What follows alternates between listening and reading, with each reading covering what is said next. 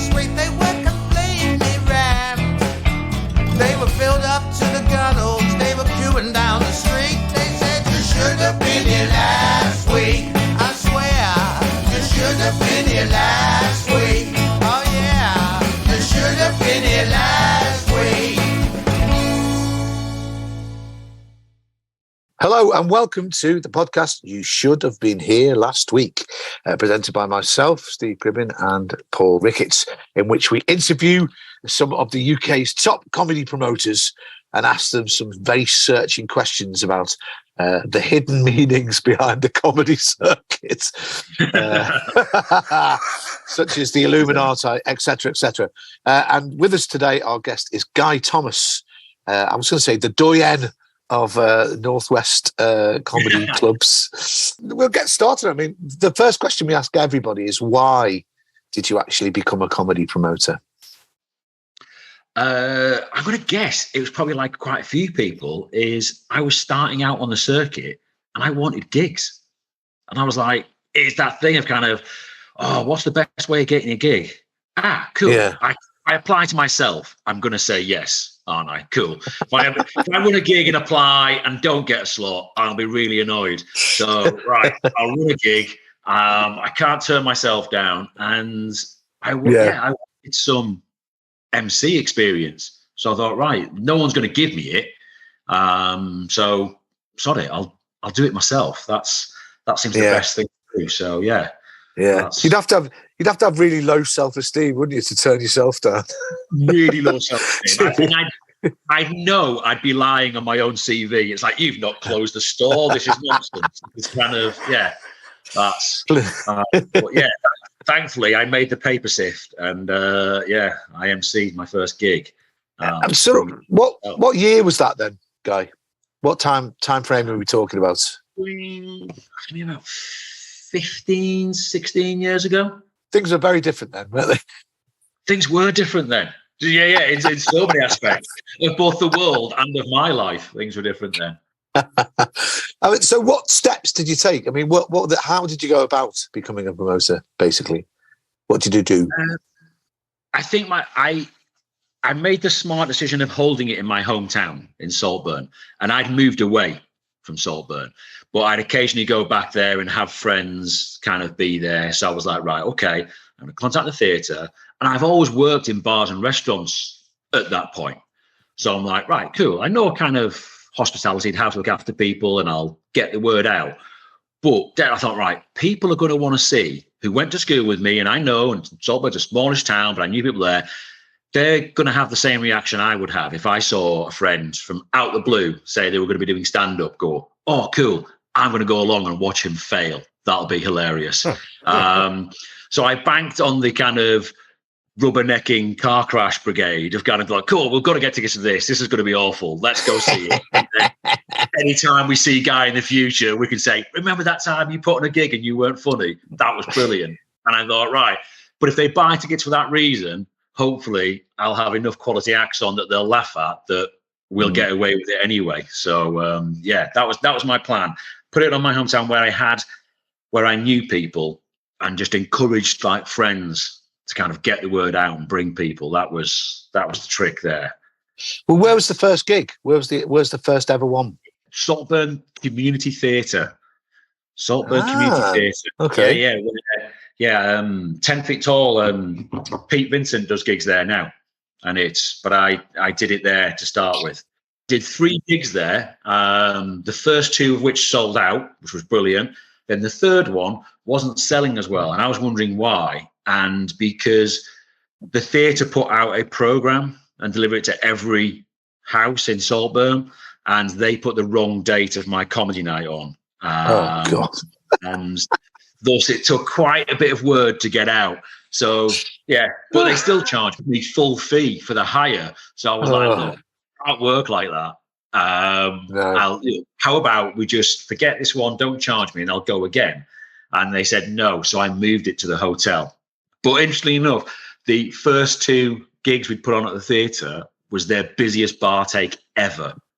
And yet someone didn't have the foresight to say, oh, we've made a mistake here that's hampered Guy. But we won't acknowledge it. And they moved. And then That's that. So I moved to the hotel. I did it there for nearly 2 years.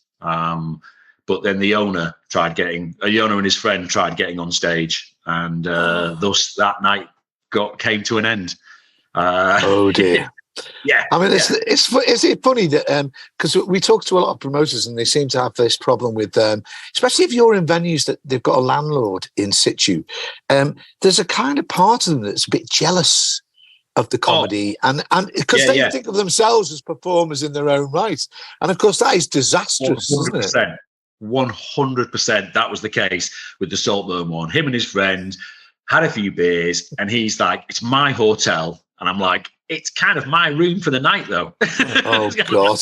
You don't just rock up to weddings and go, "Look, I know it's your wedding, but it's my hotel, and I fancy a dance with a bride." Not going to happen. So yeah, you don't get stage time just because you own the place either.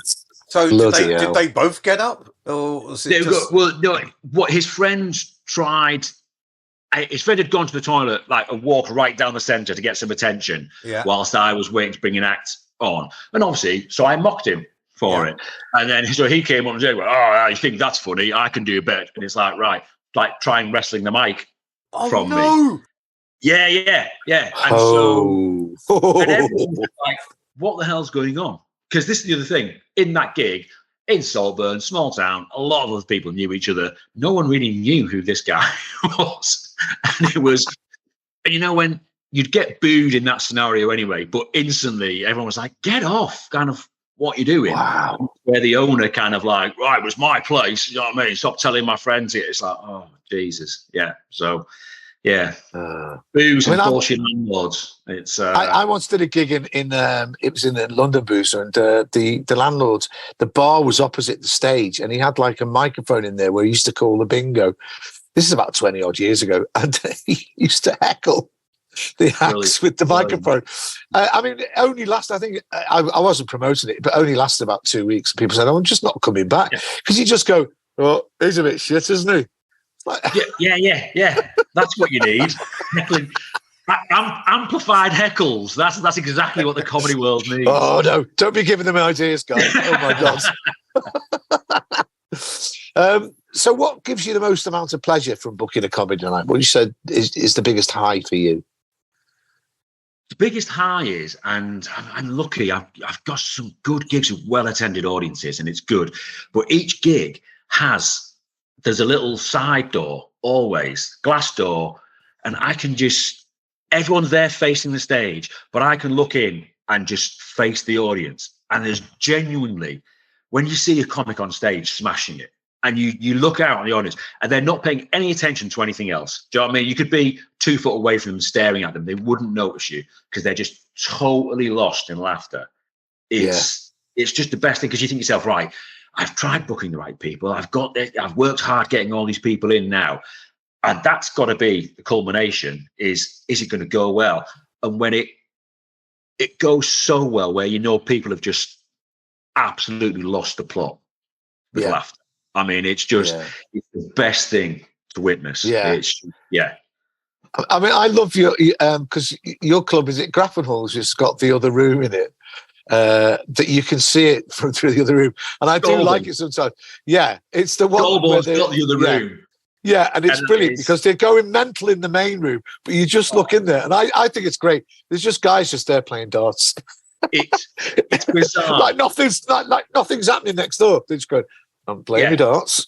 I remember Phil Nickel absolutely tearing it up in the main room. They were like, everyone standing on their feet, singing Only Gay Eskimo. I went into and it's God's waiting room. And it really is. And it is just kind of like, right, it's the polar opposites of kind of a night out. And they're there and they're separated by one door. And it's, It's funny because they never bother going to see what all the fuss is, do they? No, they just stay in that room. They don't get it. And funnily enough, when I first started the Goldburn one, which is the one's been going the longest, we're in our 12th year now. When I started it, I started putting posters out and flying everywhere. And I remember, obviously, my numbers on it, just getting a text out of the blue, which I thought this summed up kind of maybe the people who are in that next room. And it was a text just saying, at the time, tickets were £8. It's like £8 to watch comedy in Goldburn. You're taking the piss. Just like you don't have to respond to just. They've seen it, and like, not only do they not want to go, they want to tell me I'm ripping people off and that I'm taking. I was like, just don't go to it. I'm not a Man United fan. I don't call up Old Trafford and go, £45 for a ticket. You're having a laugh. And they're like, do you support Man United? No, I have no intention of coming. I just thought I'd let you know. Yeah. That's hilarious. God almighty. When you said you started your club to get stage time, did you also start the club so then you can do other people's clubs by gig swapping? Which I've talked to quite a few promoters about this, that you can start a night and then you can say, well, if I book you, a fellow promoter, then you have to book me. Do you know what? I did think that's how it was going to go straight away and what I do. But I got some good advice quite early on when I was doing that Saltburn gig from Lee Martin, running the prog at the time, and Gang Reflex. And he told me about the structure a bit that I needed to change, which is the best advice I got that needs to do. But also it was, look, don't make your night weaker by putting someone on who runs a gig for your benefit. He went, get better at gigs yourself. And kind of, you'll do that, just go out and do it. Don't try and take a shortcut and make your own night rubbish. He went, because all you'll do, your night will end up rubbish and you'll stop doing it anyway. And therefore you won't get the stage time. So you're better off kind of going, no, put on brilliant nights. And it's when you first start that out, that is a hard thing when you've started on circuit to turn people away from spots who kind of, especially when you've done their gig and they go, all right, I'll come do yours. And you're like, oh, that's a difficult thing to do. But that was the advice. And I'd say that to anyone. It's a good way of getting your own experience, but I'd advise anyone from steering clear of that reason. It's like, don't weaken your own. Fine if they're great and you think they're going to be good, but if you're doubtful, it's like, don't do it. You're harming yourself and your own gig, and it's not worth it. What, for another 10 minutes in Coventry? It's kind of like, you'll get there yourself, fine. Don't worry about it. That'd be a great alternate title for this podcast, isn't it? 10 minutes in Coventry.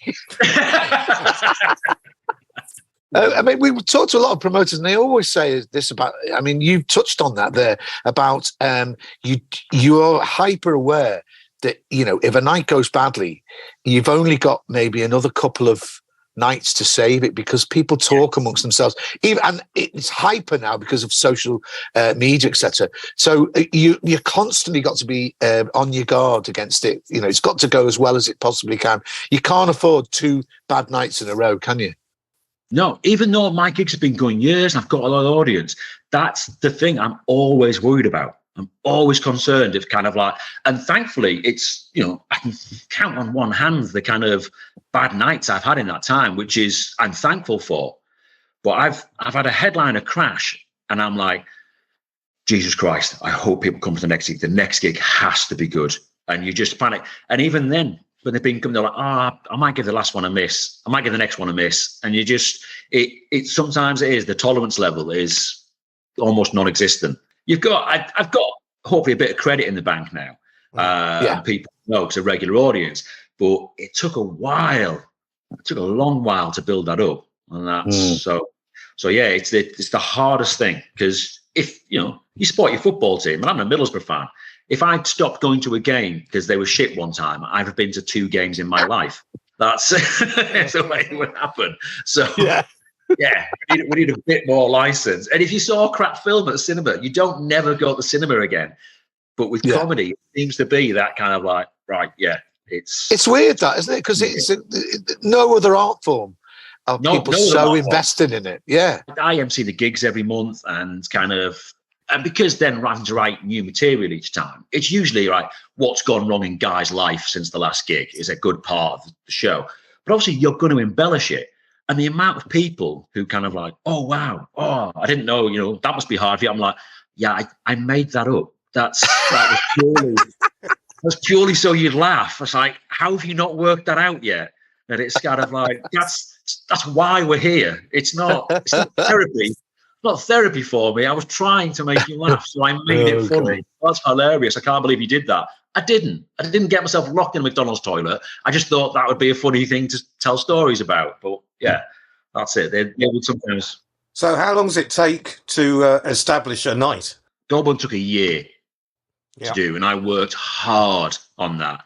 And that that had several months in that year where gigs were losing money. I was spending so many hours doing flyering and postering that if you worked out my hourly rates for the gigs, it was kind of like, cool, you're earning 50p an hour, kind of what you're putting in here. But I knew it was a good show. So I was like, right, just have to build it. It was building just really slowly. But then after 1 year, it suddenly just took off, went massive there. But the Goulburn one, the Grappenol one, because of the people running it, took about 5-6 months before people go, right, there's something really good on there. Cool, we can go to that.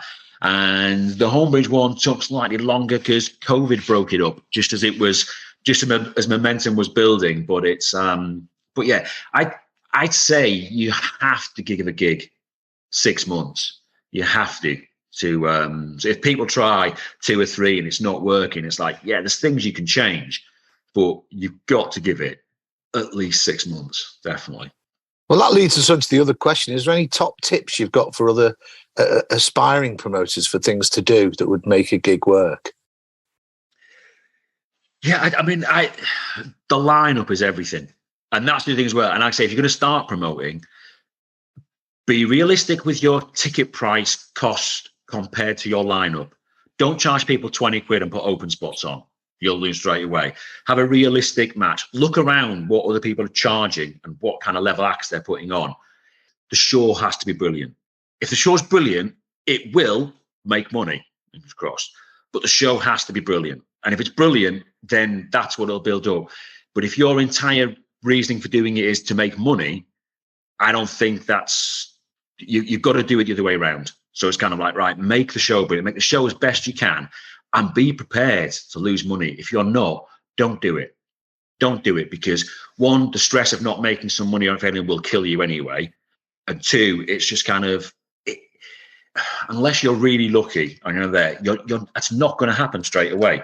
You're kind of, you might sell out the first one. Like I did my first team with Saltburn and going, great, because people wanted, like I say, that rubbernecking view to come along.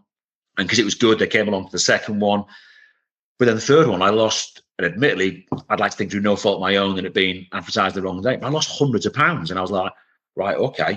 And that taught me straight away was, right, be prepared, know how much you're going to lose. It's like my dad used to say with gambling, going to the races, don't go there thinking, right, I'm going to be, it's like, go there and go, right, I'm prepared to lose this amount of money. What can I do? Hopefully you won't, and you do things right. But if you don't have that in your head, then the stress levels will go through because you're thinking, yeah. When people go to the race course, they are generally pissed, aren't they? Yeah. One of your tips is don't promote if you're pissed. Yeah. Don't promote when drunk or taking heroin. That'd be my kind of, my advice. Cocaine you could probably get away with, but No, unfortunately, I know plenty of promoters that break all of them rules. Don't name any names. I'm dying to, because we probably won't interview them. Have you got any idea, Guy, because this is a question we ask all the promoters as well, how would you characterise your typical audience? Have you got an idea of what they look like, age, class, whatever? Well, I started putting the gigs on in a way that a gig I wanted to go to. So, for example, there's a few people kind of like, all right, because I do cabaret seating. And they're like, oh no, theatre seating works best. But I'm like, look, I'm married with kids. I don't often get to go out and see my friends. I want to be able to kind of socialise with them as well. That's kind of, horses for courses. I've got a good age range, and the gender split at my gigs audience-wise is about 50-50, because it's lots of couples, friends getting together. Yeah. And there's so many ringers, but it's probably on average mid-40s, late 30s, early 40s, but then there's people in their 60s and people in their 20s. People never travelling that far. And either 5 years either side of 45 is probably 75% audience. How far would you add? I mean, I suppose you do most of it on social media, but what's the sort of radius of the area you would promote around?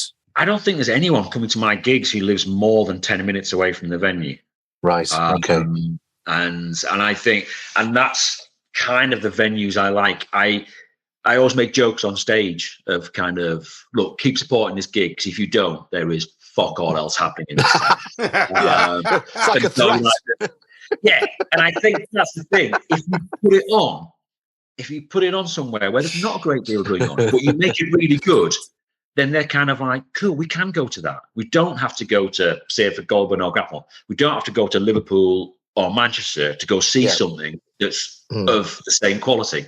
And so it's like, if you can walk to the gig and walk home, it's like, yeah, that's my other thing. I always think, right, I want a couple to be able to have a night out, quality comedy, have a few drinks, and spend no more than 50 quid. That's for a couple. That's what I try to keep kind of pricing into. So is the Grapnel one in Grapnel Village? It's Grapnel Warrington's Grapnel ex-servicemen's club. Oh, yeah. Because I used to live there. Yeah. Many, many years ago. And the idea that, not in the village, in the bit that's just over next to the ship canal. And the idea there's a comedy club there seems weird even to me now. That's the surprising thing. And I think, thankfully, that one had a good secretary kind of there to help spread the word on doing it. But that's the surprising, the conversations with so many people who come along was kind of like, I had no idea something like this existed here, or kind of, I didn't think something like this could be this good kind of local. You're like, yeah, it's cool. There's, the circuit is thriving with excellent comics, and it's kind of, it getting people past that. I've not seen or heard them on TV. Once you do that, then you've kind of like, cool, we've cracked the code now. That exists, that there's quality around. So, but again, when we're talking about weird art forms, people would always go see a band on locally and think that's fine, but they need convincing of seeing comedy locally, or that they think, oh, that would be terrible. And I don't think that happens with any other kind of form, because they'd go see a band, they'd go see something else. But with comedy, it's almost like, we need to have heard of them before we go. That is weird, as you say, because with a live band, part of the joy of it is you're taking a punt on something you've never seen before. Like you were saying about your establishing time is getting the audience to trust you as the booker. Yeah. That's the total thing now. Now, thankfully, because I compare them each month, and I go around and I chat to the audience, and I've made friends. I've been to people's birthday parties. I've been invited to weddings now from all these kind of people. I sometimes stay over at some of their houses if I'm kind of doing the Goulburn one. I've had people over at mine, my kids, and it's kind of like, and there's a trust. It's kind of like, right, okay, I think at my gigs they know they're not just a ticket number, and it's kind of, and it's built up. And so occasionally, no matter who you put on, even the best comics, they can have a bad night sometimes. If they have it at your gig, that's it. But now people know, and I'll go, oh, I'm sorry, that didn't quite work out. And it's like, it's all right. Do you know what I mean? The next act will be great. Don't worry about it. And you're like, phew, you've built up that kind of trust. And you've built up the trust that people who will get to the gig and then go, oh, who's on tonight? And they've not bothered looking because it doesn't matter to them, because they're kind of like, cool, we know. We've been coming a few times. We know the standard. That's never dropped. They'll be fine. But I'll just curiously ask their names at the start of the night. So that's, once you can get to that level, and that's why, like I said earlier on, just make the night as brilliant as you can. Put the best quality on that your budget allows, and that's the key to the city. And what sort of changes do you think you've seen in the time that you've been involved in comedy? What are the major changes? Probably entitlement. There really has been a change and I think that's true of society, though, of audiences. And although I've got good ones, and so even at one of my gigs recently, there's a table who come and they're always really good, but then there was one act and they just weren't finding them funny. So I could see some of them got their phones out, and I went over to them. I went, "What were you guys doing?" He went, I didn't like that guy. I went, right. I went, but you know how the night works. We're all invested in this to make it better. I went, once you start disengaging with it, but it was that thing of kind of like, he's not making me laugh right now, so cool, I can go on my phone, that's fine. Yeah. Because it's kind of saw everyone else kind of doing it. And that's rare at my gigs, but I do see it. If you think you can switch off from something straight away, you then switch off from it completely, and you're not. But you're right. So a comic might do his first 3 minutes that haven't got you, But if you switch off completely from listening to it, you're not going to get the next 12 minutes. Where if you do sit there and listen, then you go, God, no, that was funny. Then you're back in. But once you get your phone out or do it and disengage, you're switched off for the entire set, and they've got no hope of getting you back. Yeah. And so yeah, there's definitely a kind of, I think, slightly more of that of kind of, why isn't this should all be about me? It's kind of, even when some people seating arrangements and I put, Brad, want to sit there, and I'm like, yeah, cool, but they're already sat there, and kind of they've been coming for 4 years. But it's kind of, so I've, if you keep coming regularly, I'll let you pick your own table too. Oh, right, you just kind of like, look, that's, you're paying £12. You're seeing these acts. It's kind of like, you shouldn't be entitled any way, shape or form. You're getting the good end of the stick here. Yeah. Do you even, do you get people who actually start picking up their tables and moving them to places they want to sit? Oh, that's happened. People have done that. And I'm like, look, have you been to a wedding and done that? You haven't, have you? This is the same thing. I worked on it. Oh, I prefer to sit there. I'm like, you've just turned up. And it's people who usually come for the first time, because then they'll know. And I'm like, would you do that anywhere else? Go into a restaurant and go, I'd like to sit next to the window, so I'm taking this table. And I was like, I said, look, if there's a certain place you want to sit, message me next time you come, and I will do my best. And even if I can't get you in that time, I then I like to rotate people around. If I've got, say, 6 front tables on the front, but 10 lots of people want to sit there, I'll go, right, I'll put you on this time, but next time I'm going to move you slightly further back. I'll try and make it fair, try and make it around. But some people have done that kind of, I'd rather sit here. Cool. We have been talking to quite a lot of promoters, and they're saying the thing about bad behaviour is getting worse. That famous story about you should never ever get people on stage. There's a gig in Chatham. Paul knows it. It's a horrible gig, and somebody was on stage. And I genuinely can't remember who they were, but there was a woman heckling all the way through. She was drunk. She was in her 50s, and he said, "Well, if you think you can do any better, you come up here and have a go." Cardinal mistake. She comes up, walks to the microphone, pulls up her top. She's got no bra on, just flashes her tits, right? Yeah. And from the back of the thing, a voice goes, "Oh, Mum." The funny thing was, with the way he said it, she's obviously done this sort of thing before. So the bouncers came and got her off stage, and they were both bundled out of the venue. But the person that was there that told me about it, something the MC, said it was basically the gig was unplayable after that, because they'd just seen something that was completely out of the norm, and they couldn't get them back. I remember I drove for Jason Cook for a little while, and he was emceeing a gig, and there was a lady who was just heckling and shit, and he was like, "Look, you're clearly not going to leave now." And he put her down a few times, and the audience laughing, and he said to the audience, "Right, I can carry on with my set, or I can just rip the piss out of this woman for the next 20 minutes. And they're like, "Yeah, take her apart." And he ripped the piss out of her. Everyone was laughing, and her friend came up afterwards to Jason and went, "I think the way you talked to my friend was dreadful." And he was like, "I think the way your friend fucking behaved is dreadful." And it was just that entitlement of thinking, she was in the wrong. She deserved it. Oh, God. Yeah, totally. So how do you see things going? Not just with live comedy, but with comedy in general. Have you got any predictions about how you think it's going to go? And I think one of your guests already touched on it. It's Mikey Mike with kind of like how Hot Water are kind of doing things. I think there's going to be more of that. And I think you're going to, I think you can have less and less of the traditional 30-minute headliner spots, because I see so much content getting put out in smaller amounts, more people being able to do that.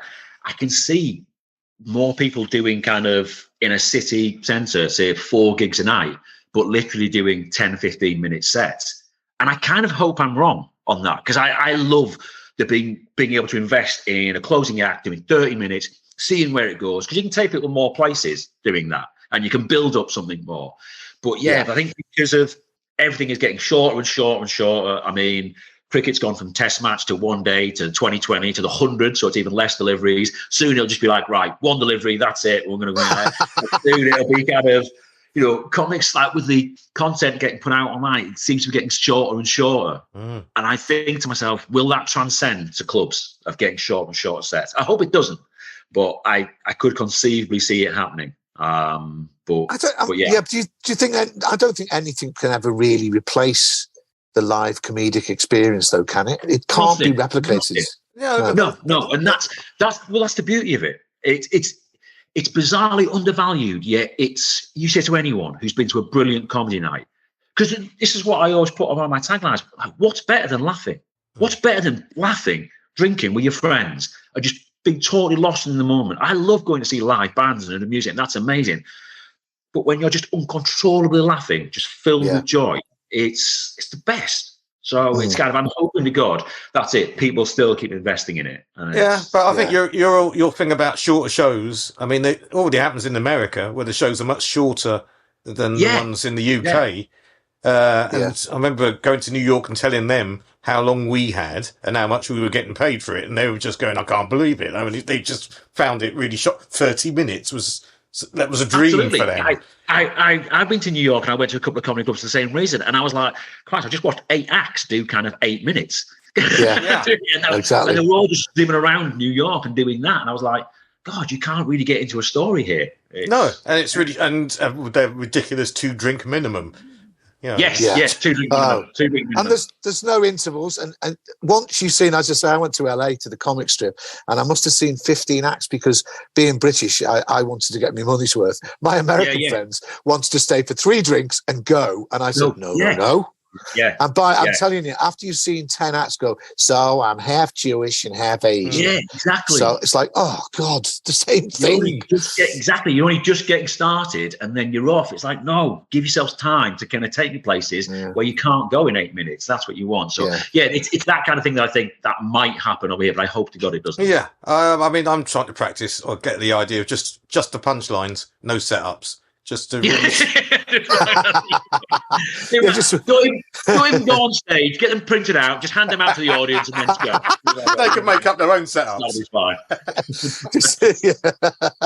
I think the problem comedy has got is that good comics make it look really easy. So then other people think, you can just do this in any scenario, can't you? Yeah, if there's any comics that want to get on at your gigs, have you got any top tips for how they should approach you? Yeah, I mean... And generally speaking, to make sure the quality is good, I try and book acts I've seen. So that's always kind of easy. But outside of that, then you kind of, it's send a link with a good length video, not just 2 or 3 minutes, no use to anyone. And also, if you're putting on recommendations from people, put on recommendations from other promoters. Other acts mean nothing to us promoters. I want to hear someone who's paid their money for you to play. To say, that's the key. So when these people say, you're even like Jason Manford said I was brilliant. Cool. Jason Manford can say all he wants, but did he give you any money to play? No, he didn't. Right. In which case, he doesn't really care whether you're brilliant or not. But yeah, I'll take a recommendation of Rob Riley more than I will Eddie Izzard. Even though one is a hero. And you don't need to bullshit. We all promoters talk. It's like, I remember if they go for a job interview, I tell people I've got a first degree in politics, and I haven't. I got a second-class degree. They'll never check, but promoters will check because it's costing us money. That's good. It's interesting because we get such different, varied answers from promoters. Because 1 or 2 promoters said, "No, I don't want a long clip. I just want a short." It's really weird. People vary. Don't stop emailing, because sometimes I get loads and I'm not going to reply to them all because I don't want that admin in my life. But just because they've not replied doesn't mean you shouldn't not do them in the future. Just keep sending them every few months. Just think to yourself, what is a reasonable amount of time and regularity to message, and just do that. And please don't stand outside your house. Yes, on a Sunday morning. That's not going to get me. Any advice to any comic is concentrate on your material, concentrate on being brilliant, and you'll work out all the other stuff. No worries. Yeah, that's it. That's a good place to end, I think, Paul. Isn't it? Yes, I think so. All right. Well, all I'm going to do is thank Guy for doing the interview. That's thanks, Guy. Very much. That's great. Really good. Genuine pleasure. I really enjoyed that. Yeah, it's really interesting to get the other. A view from the other side, as it were. It's not the other side. We're all the same side. Yeah. That's the thing. We are all the same side. Yeah. Comedy eats itself too often, but we are all on the same side. Yes. And that's where we should stop, right there. Yeah.